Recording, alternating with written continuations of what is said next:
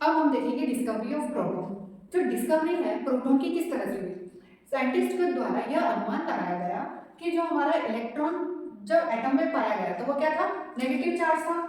Electron हमारा negative charge था, मतलब अब ये चार्ज पार्टिकल जो है वो अब न्यूट्रल है। तो मतलब कुछ ऐसा कुछ तो है एटम में जो कि इसको क्या कर रहा है, न्यूट्रल कर रहा है। तो इसके लिए हम देखेंगे डिस्कवरी ऑफ प्रोटॉन की डिस्कवरी किस तरह हुई। जो डिस्कवरी है ई गोल्डस्टीन द्वारा हुई है। The existence of positively charge particles in atom was discovered by E Goldstein. किसके द्वारा देखी गई, ई गोल्डस्टीन। इन्होंने क्या किया, इन्होंने observe another stream of heavy particle coming the anode moving in the direction opposite to the cathode raise.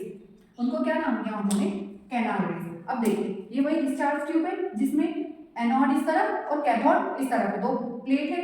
जब इसमें क्या हुआ, जब एनोड को कैथोड की तरफ जाते हुए उन्होंने क्या किया, ऑब्जर्व किया, तो उन्होंने ये जाना कि ये जो रेज है वो क्या है, canal raise.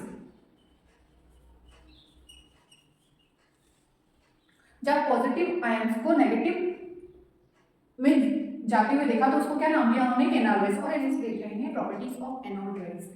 Anode rays travel in straight line from anode to cathode. जिस तरह से इलेक्ट्रॉन में ट्रेवल कर रही थी कैथोड से एनोड की तरफ, पर ये जो है एनोड रेज किधर कर रही थी, एनोड से कैथोड की तरफ क्या कर रही थी, ट्रेवल कर रही थी।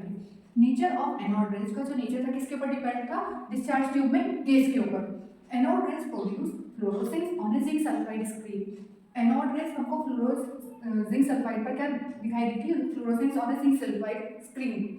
द वैल्यू ऑफ रेशियो, जो वैल्यू ऑफ रेशियो था इलेक्ट्रिक चार्ज और मास के बीच का, वो कैसा था, पॉजिटिव रेज का बहुत लो था। किसके कंपेयर में, कैथोड रेज के कंपेयर में।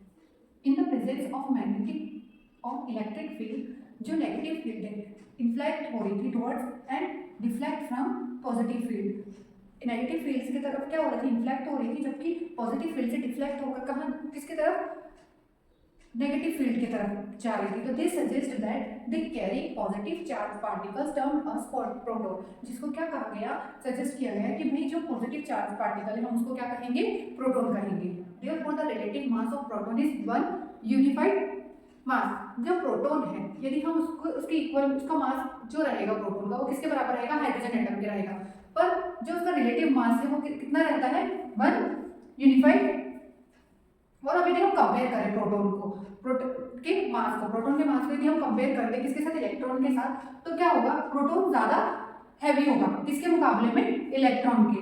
कितने टाइम्स हैवी रहेगा वो, 1840 टाइम्स हैवी रहेगा।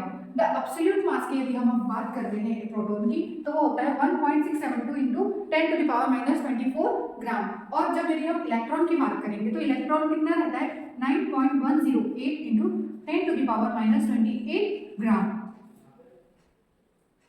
ये थोड़ा लाइट होता है जबकि ये थोड़ा प्रोटॉन हैवी होता है किसके मुकाबले में, इलेक्ट्रॉन के। अब अपने एब्सोल्यूट मास के अलावा बात करते हैं absolute charge. The absolute charge of proton is equal and opposite to the charge of electron. जितना चार्ज इलेक्ट्रॉन रहेगा उसका ऑपोजिट जो चार्ज रहेगा वो किसका रहेगा, प्रोटॉन का रहेगा। तो इलेक्ट्रॉन में क्या था, नेगेटिव था, जबकि ये रहेगा 1.602 इंटू 10⁻⁻19 कूलम। इसमें क्या था, सिर्फ एक नेगेटिव चार्ज था, जबकि इसके ऊपर पॉजिटिव में रहता है। इसलिए बोल रहे हैं the absolute charge of proton is equal and opposite to the charge of electron.